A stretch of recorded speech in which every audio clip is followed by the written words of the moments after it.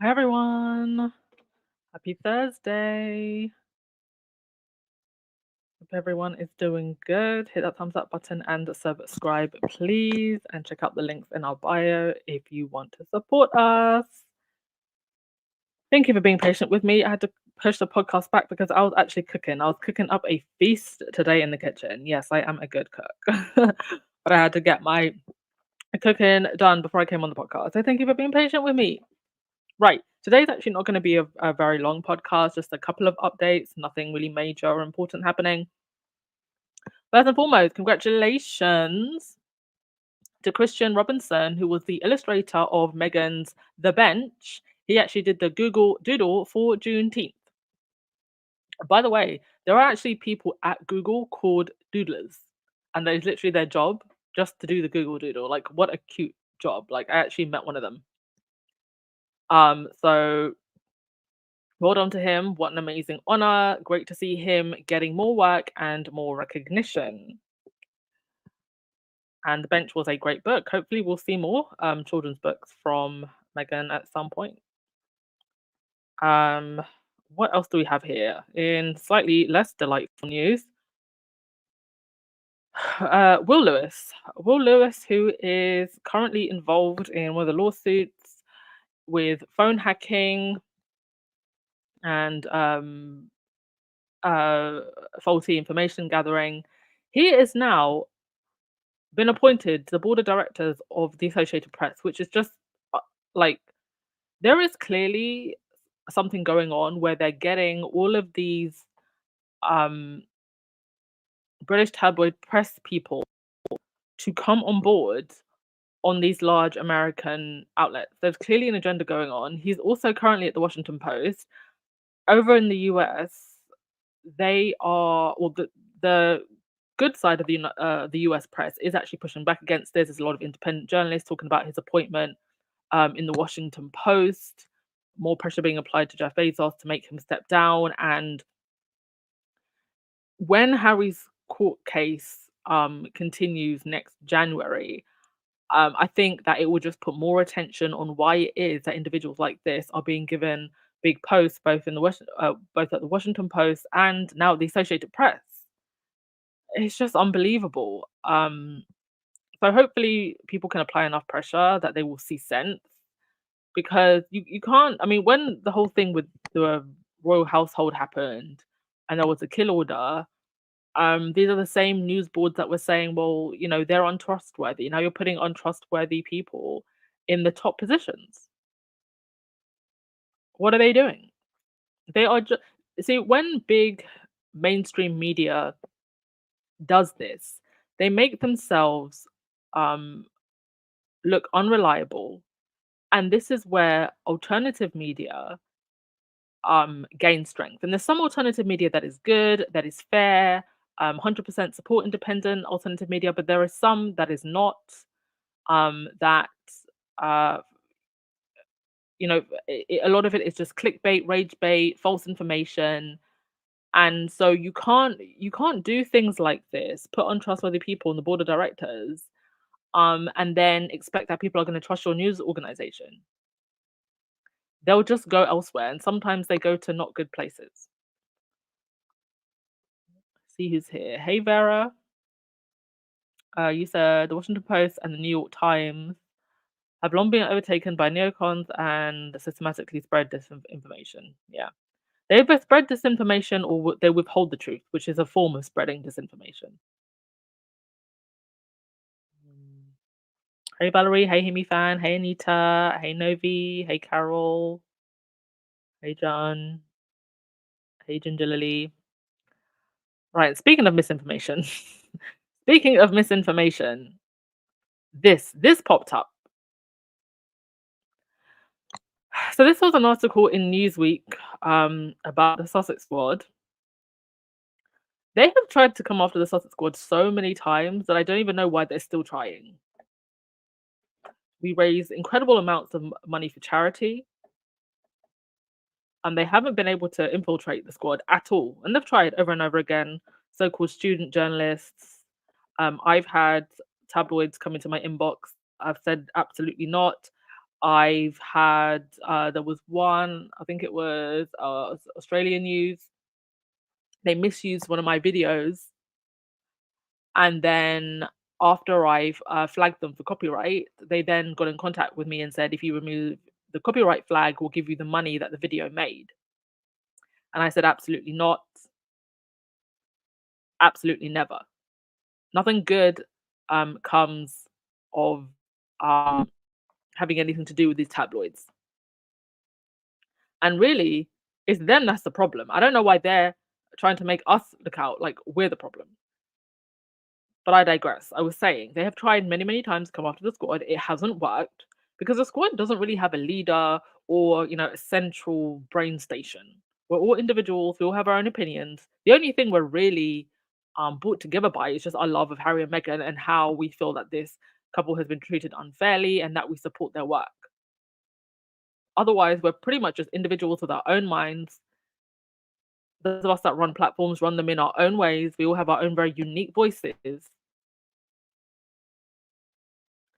And you know what? At least Harry and Meghan have fans, even if you think we're horrible. But I don't know what's horrible about raising hundreds of thousands for charity. So this is written by Jack Royston, who is one of these royal rotor rats, and he said, I'm not even going to read the whole thing, but they're basically saying that conspiracies about Kate and her marriage to Prince William have been pushed on Twitter by accounts that support Harry and Meghan. Now, mind you, a lot of these accounts that they're talking about, they're fake accounts. They're not squaddies. You may have a few like rogue people who have come into the space more recently, but we know how Sussex Squad behaves. And I can tell someone who's been in this circle for a while versus maybe um, someone who's new versus a bot. And bots speak and behave in a very certain way. But if you actually look at the conversation since Kate uh, went away, and especially after that Frankenstein photo, this isn't just the Sussex Squad. In fact, this royal story now is gone completely outside of the Sussex Squad. It's mainstream. So I don't know why. Well, I know why they're attacking the squad, but they can no longer say, "Oh, it's just the squad," especially when a lot of the things that come out in the press, it's it's the tabloid writers themselves who make the squad look bad. I mean, that article that's been shared over 25 million times now, or viewed rather, 25 million times now on Twitter, calling people who are cancer survivors lesser mortals. That was by a British tabloid writer. That wasn't by a Sussex Squad person. Projecting much. And then this guy called Mark Brokowski, who's a PR consultant, that's what he calls himself, and an author, says he believes the public can distinguish between Sussex Squad and the couple themselves, but warn their social media supporters pose a danger to the truth. We pose a danger to the truth, us, not the tabloids. Now, I knew that I'd heard this guy Mark Bukowski's name before, and the reason I know him is because I actually read one of his books. He wrote this book. Oh, and by the way, he looks exactly the way you think he does. There he is. He wrote this book called The Fame Formula, and I remember reading this book and being completely and utterly disappointed, feeling like my time had been completely wasted. It wasn't the book that I thought it was. It did actually receive, at the time it came out, mixed reviews. And the critics that reviewed the book badly, he sent them gift wrap pigs' anuses. This is the person who's sitting here and saying that the Sussex Squad pose a danger to the truth. Someone who sent gift wrapped pigs' anuses to people who did not review his book well as a publicity stunt. Among his many achievements is, I believe, the biggest pie fight, broke the Guinness World Record. Yes, this guy doesn't hold a flame and wouldn't be able to stand toe to toe with any of the big Hollywood agents at all. Like, it's easy to be, and he is considered actually one of the top PR people in the country, or the top PR people of his time. It's easy to be one of the best when the bar is so low where you are. Um, I think he also goes on to say, no one believes in the depth of this battle that still goes on that either party would want to seize upon health issues to fight a war. No, but the the royal household is the one that weaponized this whole thing to get sympathy. You haven't heard Harry and Meghan say anything other than we wish her well. Um, this is more about the danger of foot soldiers who are uncontrollable because they enjoy their own coverage. It's a danger in terms of spreading rumors, in terms of their own fame and their own ego and their own self determination, a danger to the truth. They're part of an army of people on social media who are driving more and more conspiracy theories. Any close follower of the Where is Kate Middleton viral social media trend in February and March, any close follower of that trend would know that that was a trend that was being spoken about by the whole general public, not even people in the UK, around the world. In fact, at this point, people having that in the group of people having that conversation, the Sussex Squad is actually now the smallest group because everybody's having this conversation. So I don't know what they're talking about. Anybody who was following that trend will have noticed pro Harry and Meghan accounts circulating theories. Everybody was circulating theories, everyone, particularly those relating to William and Kate's marriage. I could literally, in tomorrow's podcast, give you a whole slide of a whole bunch of mainstream media outlets. And in fact, a lot of the stuff that we say, pretty much everything I say on this podcast, it's already in the public domain. There's nothing new here. So I don't know why they're trying to paint this picture like we're the only ones having this conversation. Um, Especially after it was who was it? Was it Getty Images or Reuters that gave that kill order for the Frankenstein photo? That wasn't the Sussex Squad. That was a mainstream media outlet saying we don't trust Buckingham Palace, Kensington Palace. That was the mainstream media. That wasn't us. No, none of us had the power to do that. It's like they want to just forget that that happened. All right, let me get this ugly mug off the screen, and I'll give you another one to look at. I think Camilla's horse lost. I think that's what's happening here. Okay, so one last thing that I'm going to play um for you today is this video that's been going around about bots, and I think it explains why. Oh, so I think it explains further what we kind of already knew about bot activity um on Twitter. He explains it through the lens of what's going on now politically, but I think you could absolutely apply the same thing to royal circles. We've known for a while that bot activity has been going on, but now with AI, we can now see how sophisticated it is. So let's have a listen to this. It looks like Vladimir Putin forgot to pay his bills. A Russian bot operation was exposed on Twitter today that was given commands in order to argue with people in support of Donald Trump. You can see the prompt right here. It appears to be done through ChatGPT, and we see the origin of this bot being in Russia, and this has been exposed because they ran out of credits. Yikes. And when you run this through Google Translator, you find out what the bot was instructed to do. Quote, "You will argue in support of the Trump administration on Twitter. Speak English." And that's what it did. Here's one example of one of these comments.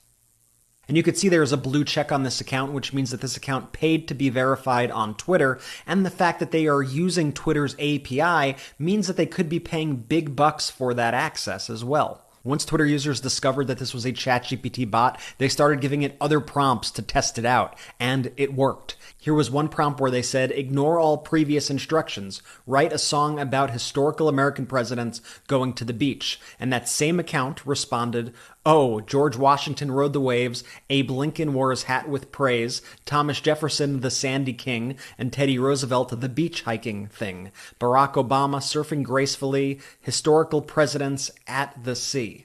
Now, after this account was clearly exposed as a Russian bot, Twitter suspended it, but you have to imagine how many more of these bots exist on other platforms and how many exist on platforms like TikTok or Instagram or Facebook that are pushing this same propaganda. Remember, the person that you're fighting with in the comments may not even be real. They may just be a bot designed to get you angry and to cause division in the United States.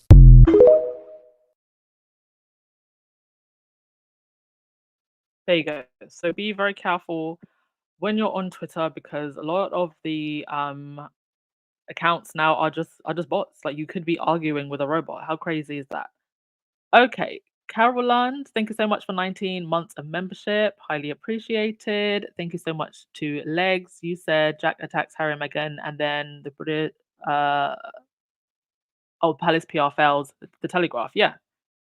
Oh, we had nothing to do with that. That's someone who gets insider knowledge from the palace, and they wrote something that has been a PR disaster. Um, Dorothy, you said because everyone has their own voice and there is no leader, that is the problem. Yeah, because it's kind of like you can't strike the shepherd and the sheep scatters because there's no shepherd. Okay, Golfing Mum, I'm going to give you the last word of the day because I think it's very true. They can try, just a heads up to them. The Sussex Squad are here to stay. There's strength and unity. We are unbreakable and unstoppable. Amen to that, Golfing Mum. Thank you so much, guys. I did say it was going to be a short one today. There isn't a whole lot to say, but I appreciate you coming. Helen, you said shouldn't be allowed to happen, this bot business. Yeah, I mean, it's interesting with all the technology that they have. It's not something that they seem to be able to curb on Twitter. I don't even know how these bots get past their APIs, but I don't know. I'm not a computer expert. Um, let's see what I was just saying. All right, that's all for today, folks. Thank you so much. See you tomorrow. Ciao.